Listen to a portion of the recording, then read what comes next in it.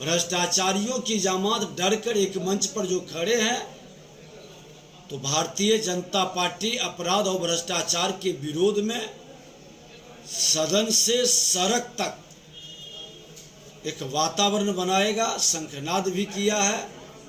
बिहार की सांस्कृतिक विरासत जो ठहर गई है, श्री बाबू और राजेंद्र प्रसाद जी के समय से डॉक्टर राजेंद्र बाबू और श्री बाबू की जोड़ी बिहार को जो सम्मान देश स्तर पर दिलाए थे, उसके बाद कोई सम्मान उस स्तर पर निखर क्यों नहीं सका? क्या कारण रहा? कौन लोग जिम्मेवार रहे? ये तमाम विषय आज कम से कम नए जनरेशन, नए वर्ग के लोगों को जानने की जरूरत है। जब हमारी ऐतिहासिक सांस्कृतिक विरासत इतना रिच था, इतना धनी था, जिस पर पूरा बिहार ही नहीं देश गर्व महसूस करता था, लेकिन आज बिहार जातीय जहर के कहर के लहर से क्यों ग्रसित हो रहा है? भारतीय जनता पार्टी का महामंत्र देश के प्रधानमंत्री जी के द्वारा जो दिया गया है, जिसमें बिहार का सांस्कृतिक विरासत ही नहीं, बिहार का गौरव भी बढ़ेगा। सबका साथ, सबका विकास, सबका विश्वास, सबका प्रयास। और अलग अलग लोकसभा क्षेत्र में जा रहे हैं, लोगों से मिल रहे हैं, अपने कार्यकर्ताओं के साथ बैठक भी है, समर्थकों के साथ संबोधन भी है, आम लोगों के साथ। हम तो आग्रह करेंगे कि जिनको बिहार बदलने में मन के अंदर संकल्प है और हर समाज के लोग जरूर आएं 2 तारीख को अपने गृह मंत्री माननीय अमित शाह जी को सुनने के लिए, क्योंकि बिहार देश का नेतृत्व करने वाला राज्य रहा है। हमारी सांस्कृतिक विरासत संविधान के आधे से अधिक भाग पर लगा है, और हमारा राजनीतिक ताना बाना इतना कमजोर क्यों हुआ? इसके लिए आना चाहिए। भारतीय जनता पार्टी सबका स्वागत करेगी और सबको साथ लेकर सबके विकास के प्रति अपने संकल्प को निभाएगी। उसमें जरूर सब लोगों को आना चाहिए। उसी को लेकर के लोगों से मिलने के लिए हम लोग आए हैं कि उसमें 5-6 लोगों की मृत्यु हुआ था और पूरा संदिग्ध वातावरण था। हम उसके परिवार से मिलने गए थे, उसके बच्चे बाहर रहते थे, आया था, और सबसे पहले उसकी बच्ची का, उसकी माँ का, उसके बाद उसके परिवार का पूरी ये जांच का मामला था। हम लोगों ने कहा था कि इसका उच्च स्तरीय जांच कराए, सीबीआई से जांच कराए। ये घटना कहीं न कहीं बड़े आपराधिक रूप का ये मामला संदिग्ध, ये रेंट का सिर्फ मामला पर बरगलाने की व्यवस्था न बननी चाहिए थी, लेकिन उसके बाद फिर जानकारी लोग दिए नहीं हैं। और मैं एक बार एसपी को लगाया था, एसपी चेंज कर गए हैं, इनसे बात करेंगे उसका फाइनल रिजल्ट क्या निकला। लेकिन उस परिवार को न्याय मिलना चाहिए था और सरकार को इसको उच्च स्तरीय जांच करानी चाहिए थी। ऐसे तो पूरे बिहार के अंदर अपराध और भ्रष्टाचार चरम पर है। कोई जिला अछूता नहीं है जहां दर्जन भर हत्या अपराधियों की गोली से नहीं हो रहा, या प्रशासनिक अराजकता से जहां पर लोग उसके शिकार नहीं हो रहे हैं या परेशान नहीं हो रहे हैं।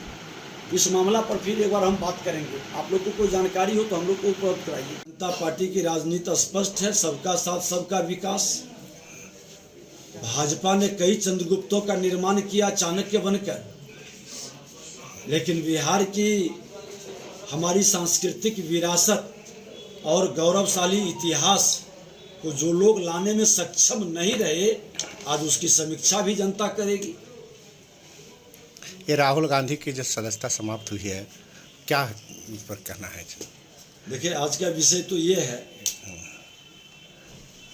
लेकिन जैसी करनी वैसी भरनी, जो जैसा करता है उसका परिणाम भुगतना पड़ता है माननीय न्यायालय।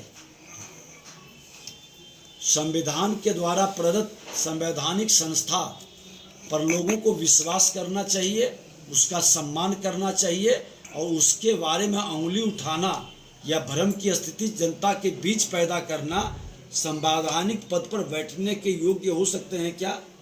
राष्ट्र का इससे मजबूती मिल सकता है क्या? इसलिए माननीय न्यायालय का जो भी निर्णय है, और ये नियम कोई भारतीय जनता पार्टी ने नहीं बनाया, उन्हीं की सरकार कांग्रेस की केंद्र में थी, उसी समय इन्होंने नियम बनाया था।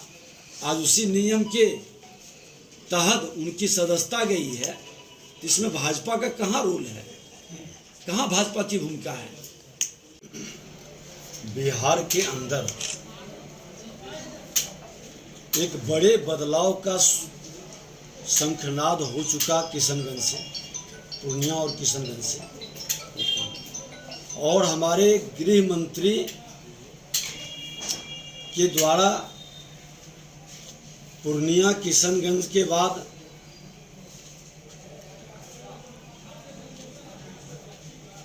बेतिया, लौरिया,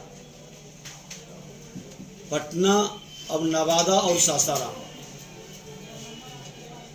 और संगठनात्मक कार्य के साथ साथ